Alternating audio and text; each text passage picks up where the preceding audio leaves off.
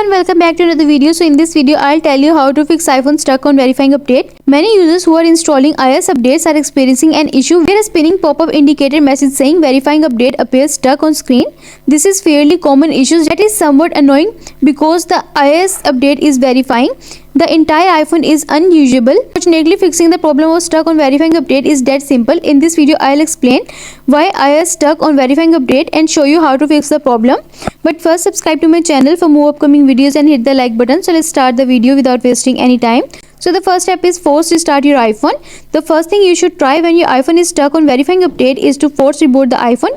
Quickly press and release the volume up button and do the same with the down button and press the power button and then slide to power off and then wait for some time and press the power button again until you see the Apple logo on your home screen and you are done. And the next step is refresh Wi-Fi. Refreshing Wi-Fi will help you to increase the internet speed. Turn off Wi-Fi and back on. For this, go to settings and then tap on Wi-Fi and then tap on Wi-Fi toggle button to turn it off.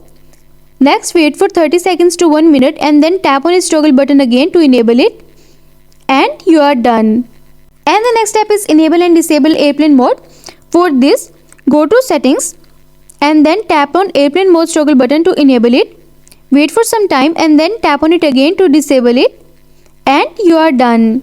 And the next step is reset network settings. This process resets your Wi-Fi networks and passwords, APN and VPN settings and cellular settings. For this, go to settings, scroll down and then tap on general, scroll down to the bottom and then tap on transfer reset iPhone. Next, tap on reset and then tap on reset network settings.